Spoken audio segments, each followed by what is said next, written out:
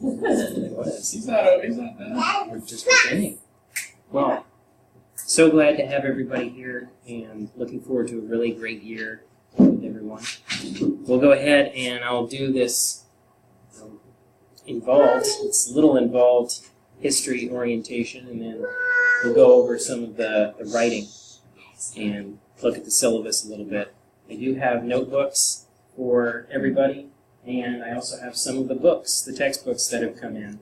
They're not all in yet, but some of them will be in, so we can get started with our reading and get acquainted with, down the line, where things are and what we'll be reading. All right, we've already talked about in the video on what our textbooks will be. We'll be building from what we used in year one, the same literal translation and the timetables of history, Bernard Grunn, and then we'll be adding the books that some of which I have over there to look at and take home. Please take home tonight and get acquainted with them.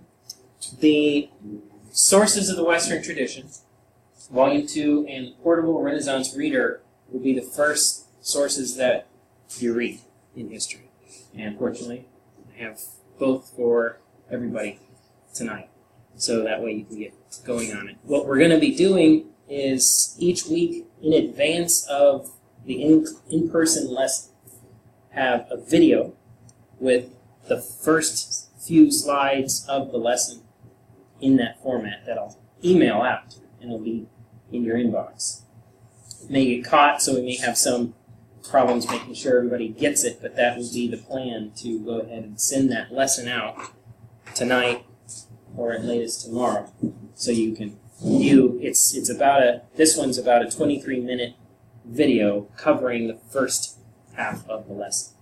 So when we get in class, we've already got a basis. We can do a little review. If there's anything that was unclear, didn't make sense, we can go ahead and go over that, but then pick up where we left off, do the second half of the lesson, and have a bit more time for some of the other parts of the class we're doing.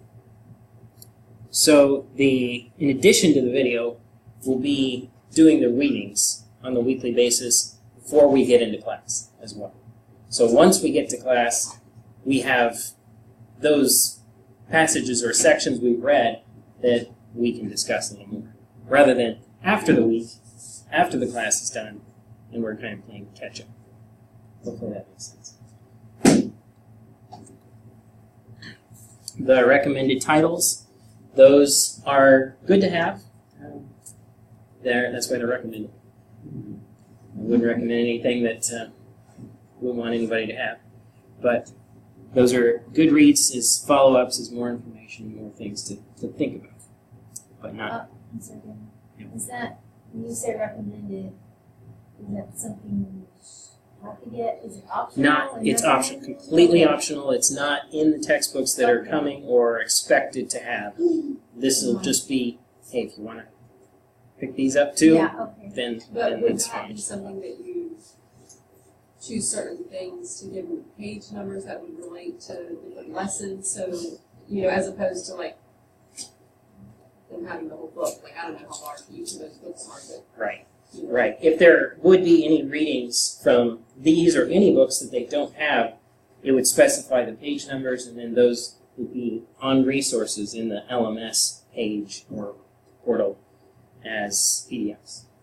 So that anything that isn't a textbook that you wouldn't already have would be provided in resources as a PDF document. But you're likely to refer to them. But I'll likely refer to them from time to time, and they have things that tie into. So it's just whether they want a tangible book. Right. Right. And so how easy has it been for you? Well, you probably have had yours for a while, but have you had any recent time where you've seen somewhere you could order them used? I've priced a couple of them, and some are more affordable than others. Of course, depends on the time frame. Victory of Reason has been being around a couple of editions now. It's pretty affordable. The politically incorrect guides, they tend to be pricier because they're very much in demand and they're newer. All right, our objective, we're going to pick up where we left off, the Crusades, go from the Renaissance to the collapse of the Berlin Wall. And it'll be a survey of key events, personalities from really year one's ancient world to Crusades, to the end of the Cold War, essentially, focusing on ideas and influences. So our texts and our readings are going to tie together contrasts. We'll do, in many weeks, we'll have two different sides of a question or an idea. And they'll be kind of in a dialogue. Some will be contemporary with each other in time, so they'll actually be dialoguing with each other. Like Locke and Newton will be talking about the nature of light at the same time frame. So those readings and some of what they have to say will be in one of our weeks. Our approach, we're going to use the class lectures. Also, we use the forum. I want to use that a little bit more. So through the course of the week, if there's any of those questions that are posted and you have a thought, before it gets lost, go over the forum and put something down. There isn't a wrong, oh, you shouldn't, you have the wrong thought here, there won't be any of that. It's simply intended as a, let's discuss this. Let's think about it. They're intended as thought questions. So there is no right or wrong. So you're going to encourage them just to even post a question, and that kind of starts the discussion, right? There will be a series of questions posted for each week in advance. Basically, right after we have our in-person class, we'll go over to the forum, and those questions for the coming week will be up there. In fact, the questions for Tuesday are up there now, so we can peruse them and encourage you to go ahead and do that. So then when we get to that discussion, we've familiarized ourselves. We at least know here's what the questions are, and if we think of something between now and Tuesday to bring to it, then write it down, put it in the forum, that kind of thing.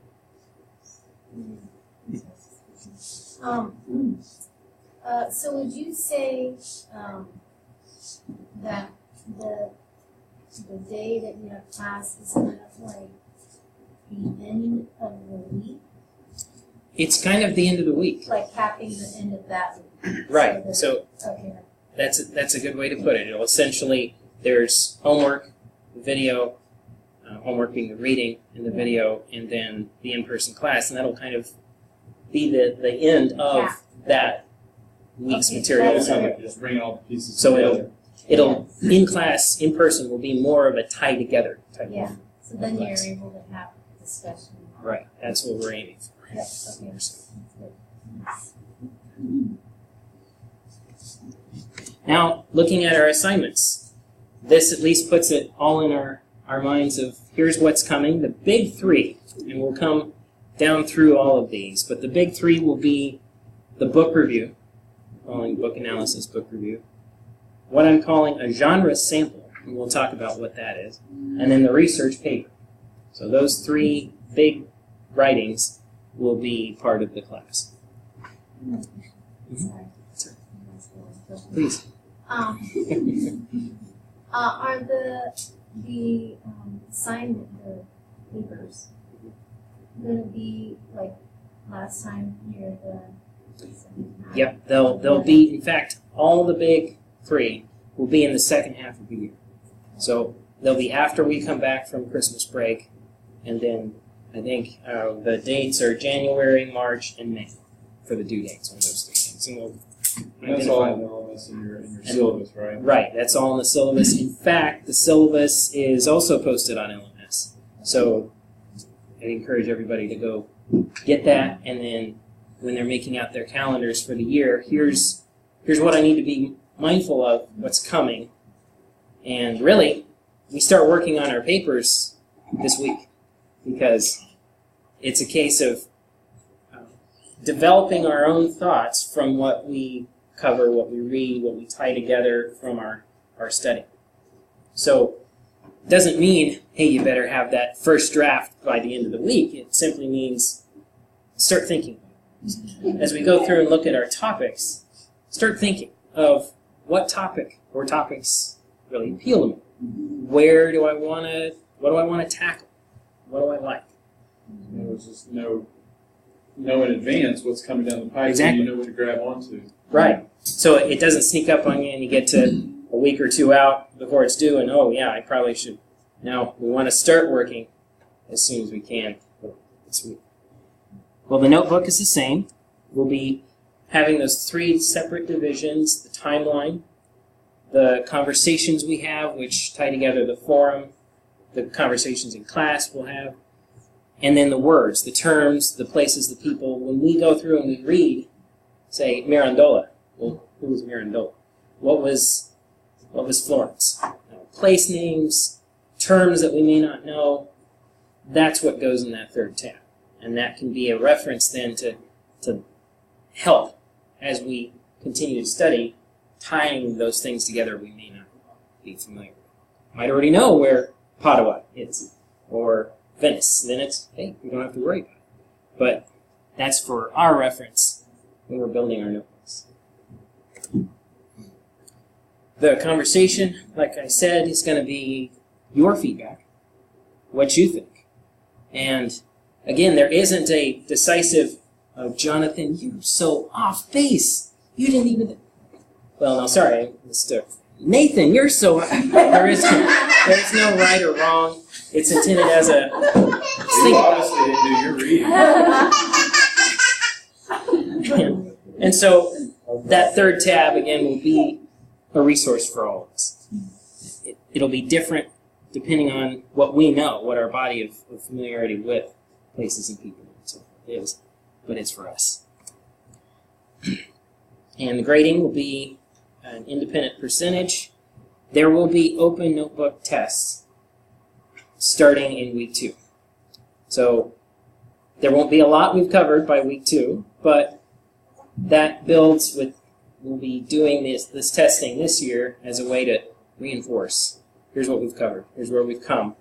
And it's open notebook, so you know where things are. And you have to then be able to answer the questions. So it'll be a fill in the blank, sometimes of matching, but it's all with that idea of it's something that we've covered, something in your notes, hopefully. We'll go ahead and move along, keep going with our assignments. The genre sample. That is due actually in week 18, so disregard week 17, which week 18 is January 9th. So go ahead and, if you can, write that down somewhere. January 9th will be the first of the 3 papers. That'll be the genre sample. Now, what are we meaning when we talk about that? It can be any number of these. An elegy, in the style of or learning from how others use it, how others express it. Thomas Gray, John Donne will talk about each of these and how they tie into our history. The sonnet, and we'll give some examples in a moment of those 3 forms, the Petrarchan, the Spenserian, and the Shakespearean. Or poetry, different forms of parallelism, like we find in the Psalms or Proverbs, giving some sample of your own work put in that arrangement. So you write a sonnet yourself. You write an elegy. If you're feeling really low that you didn't answer the question correctly in the forum, then Jonathan, you can write that elegy and just let it go, let it all out. So are the scriptures one you want them to choose from, or they're just examples? They're examples. They're certainly not the comprehensive list, but and this will be up on the resources too, so as we go through, we can consult what we've talked about tonight and look at those examples if we want to do one of those. A narrative form poem. Probably one of the most famous is The Charge of the Light Brigade by Tennyson. Cowper has The Nose and the Eyes. It's that kind of, it's telling, it can be a humorous poem that's telling a narrative, telling a story, or it can be something that is very serious and kind of depressing if you are with the Light Brigade. Or, to make this even more challenging, challenging, a Japanese tanka. Tanka preceded the haiku, so if you're interested in tackling that, we're going to talk about what's going on in Asia through this whole time frame. And one of the developments is the poets that are writing what are called tankas. The book analysis. And we'll talk about that more.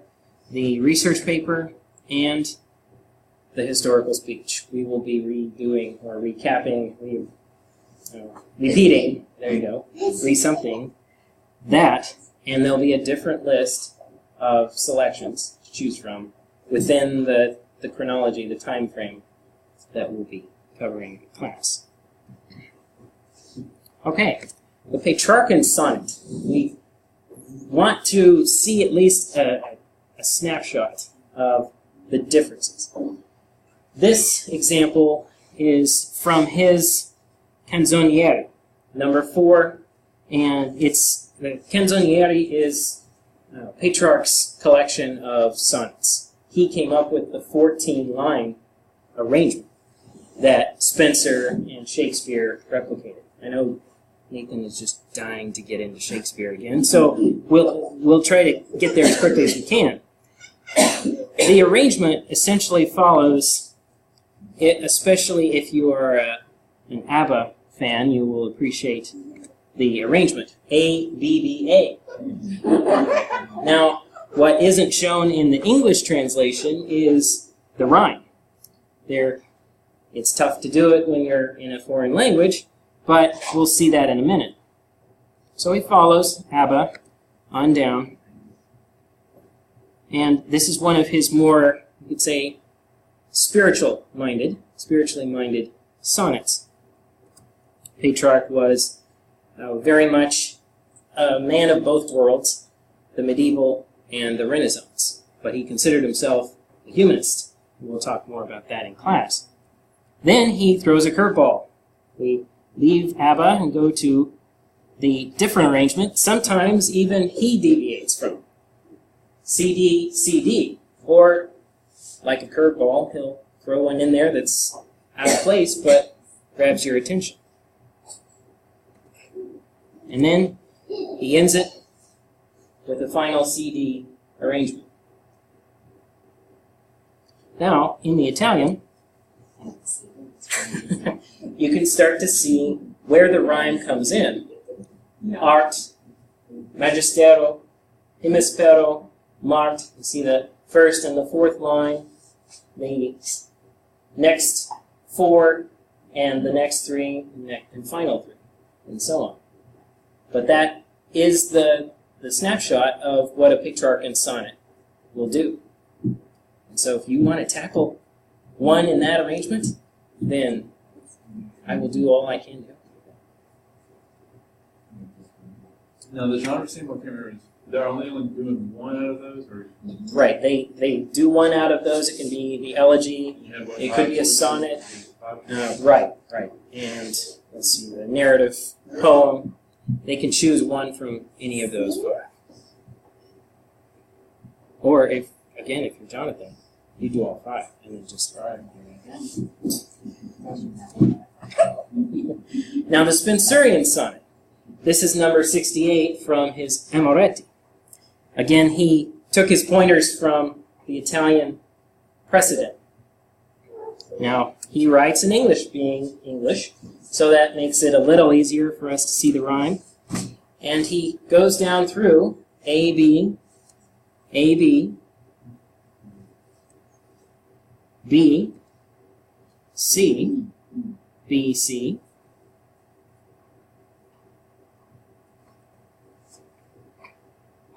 C, D, and guess what comes next? C, D, C, D, E, and E. But he takes it in he brings his own contribution to it in that arrangement. And writing in English, you can see how the rhyme goes on through. Day, away, sin, win, begin, sin, die, felicitai, as we would say, vorthalai, by, again, entertain, ought, and taught, and so forth. Please don't ask me to read that again. Shakespearean sonnet, he's probably the most famous, and this is his one of the best known, if not the best, number 116. You probably all quote it right now. Yes. Minds, love and move, minds and finds. Then he goes into C, D, C, D. Now, pausing for a moment, bark. In the second 4, the third line, it says, "It is the star to every wandering bark." Is he talking about a dog here? A dog that's straying away from home? Or is he talking about something else? That would be a case of, if we're not totally sure what he's talking about there, then we put that word down in our notebook. And we find out that it's either a dog that's run away from home and this poem doesn't make sense, or it's a boat, ship. E, F, F. That's right. And then G, G. And that is his signature. That's where it all ends. That is the final conclusion. That's what ties everything together. And that is Shakespearean sonnet. Okay, now when we go to something like a narrative poem, we'll look at a couple of examples from Tennyson. Notice how he brings together his sections. Half a league, half a league, half a league onward, all in the valley of death, which follows the second segment, into the valley of death. And he ends each thought with rode the 600. The second one, forward the light brigade. Was there a man dismayed? Not though the soldier knew. Someone had blundered. Theirs not to make reply. Theirs not to reason why. Theirs but to do and die. Into the valley of death rode the 600. And each one of those sections, as horrible as the story is, doesn't end well for the 600, but that arrangement, and following that pattern to work from in what you would do in a narrative poem. Okay, now, Japanese tanka. Matsuo Bashio, or Basho. He wrote a collection of poems called the Ringa, which is a technical term of its own. We could spend a lifetime just talking about Japanese poetry. I won't do that for the sake of everyone. But in his collection called Blessings to Kasane, he has this. Spring passes by. Again and again in layers. Of blossom kimono. May you see wrinkles come with old age. Now, either he's really being insulting on, I hope you get old and wrinkly, or he's using two different techniques in this poem. We'll talk about those in a minute. But it's interesting that in the culture, the kimono was the ceremonial garb to mark the arrival of spring. It was a joyous time. And he plays off the idea of the layers of a kimono as the folds of the material. So may you see wrinkles, as in many folds, many kimonos, many springs. So it's a good thought. It's intended as a, may you see many of these happy seasons coming. And not, you are getting so shriveled, I'm not even going to go on. Song of Solomon, is that a tongue? Now, Basho also has an old pond. Well, I'm sure he probably did have an old pond, but he wrote an old pond. Now, before we go into what it says, the terminology or the use of ponds and frogs in poems, Japanese poetry, had a connotation of you're ready to settle down. You're ready to find a wife and have a family.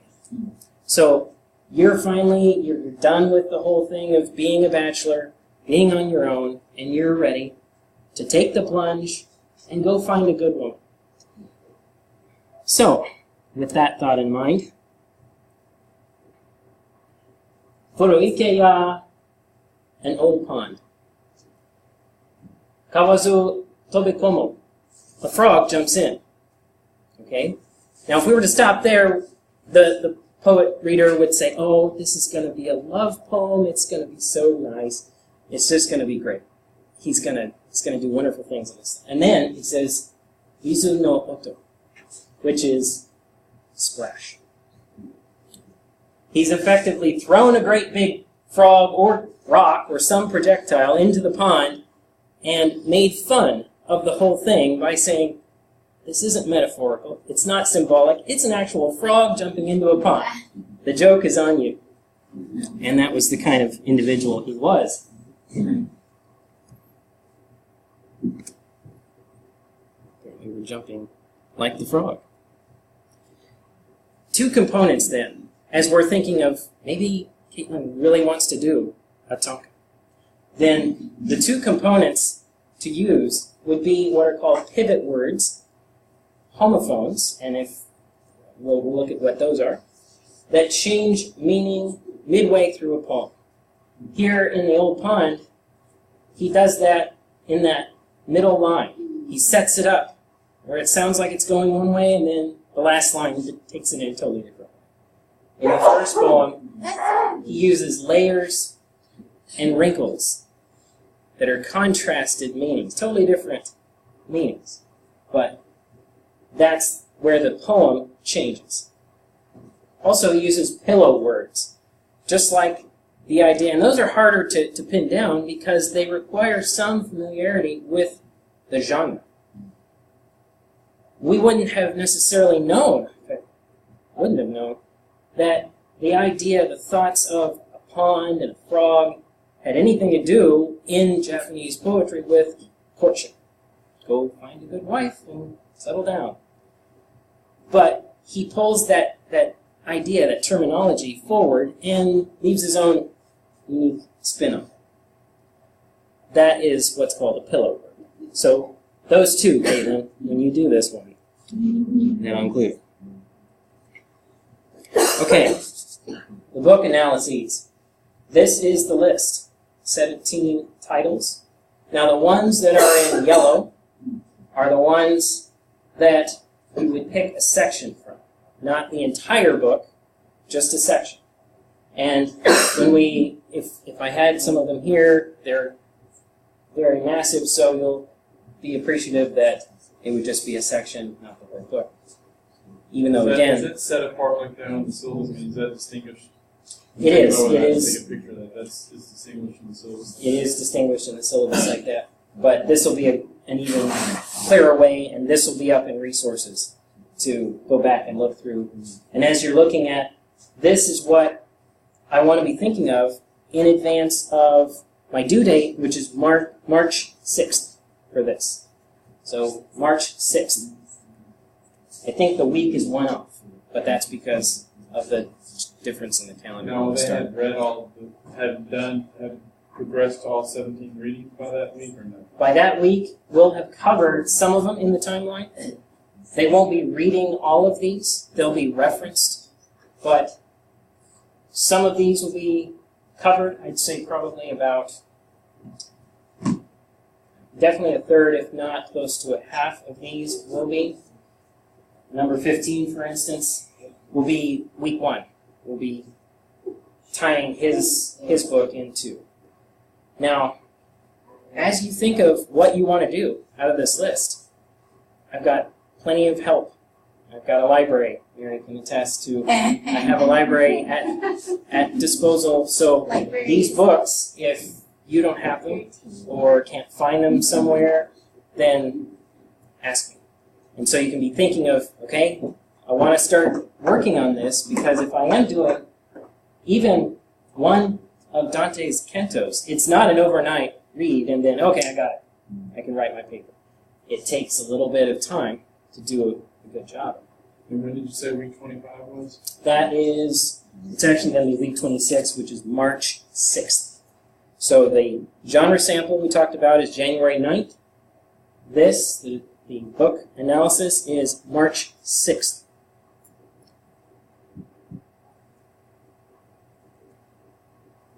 All right, the research paper. These are topics to choose from, and like last year, if there's a topic that isn't up here or that draws you, then ask me, and we'll proceed from there. This is intended to give a fairly good range to choose from, both what we'll be covering early and what we'll be covering later. So some of the material near the end, like World War II and the Cold War era, we won't have covered fully yet by the time it's due. But if you're thinking now, say, I really want to do studies in civilian war leadership. Well, I have a book for that, and I can get that to you at one of our classes. But that way you can start working on it and then be that much further ahead. You'll see there's different types, like one might be persuasive, while the other would be informative. Exactly. Like what are the major values, be more informative, but should there be a world superpower, so that's more of a persuasive. Right, it's giving it, rendering an opinion. Were the Dark Ages really that dark? Do we still need heroes? Why is the Magna Carta important? Those are opinion things. They're intended as there are people who study this all their lives and still are studying it because they don't have it fully figured out. So don't be intimidated, in other words, by, don't know enough. You have an opinion, and you gather the information, you think about it, you assemble how you're going to present it, and you may be the one in the room that turns the light on for everybody. So don't be afraid of that. What's the date for that one? This one is May 1st. So it'll be the last week, the second to last week of the class. So we pretty much have covered everything by this point. Is that different than last year? You said a book and a PRI. Right. And that is good to key in on that. For your sources, this will be a challenge for all of us to use one of each of those three types of sources. So not just one book, not just one periodical, which can be tough to find, but all three. One from all three of those categories. Wikipedia. That's so much. You're going to cover that in your writing and research, right? Yes, writing and research. I still have to get to that. I better hurry up. Oh, okay, I'm sorry. One academic essay, you mean like That would be, for instance, a master's thesis. They are posted online. Different institutions have them, and it's just a case of knowing where to go find them. But that's where I can help direct to. And if you want a topic, the sooner the better. Then we can be working on sources together, directing in the place of where to find a paper on this. And so forth.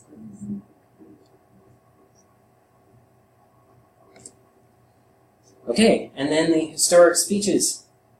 Like we did this past year, there's a selection here to choose from, starting with the 1300s down to 1988 with Margaret Thatcher's A Bruges speech. A mix of personalities and circumstances give a good challenge to choose from. And again, if there is something not on this list, like the Apostle Paul, then I'll say no, because he's not in this time frame. But if there is something or someone that you want to perform, then let me know. Some good choices.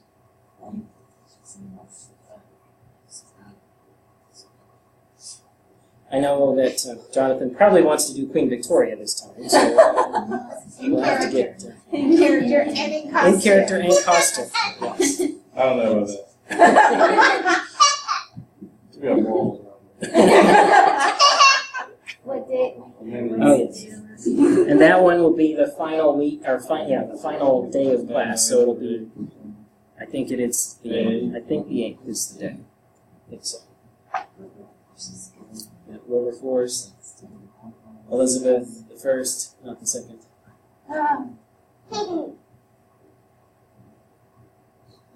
And each of these, this whole slideshow will be in resources. So keep going back there and looking at it, checking it, and like I said, the sooner you identify the topics and the speech, then you can be measuring out your time on a weekly basis and not have it sneak up on you.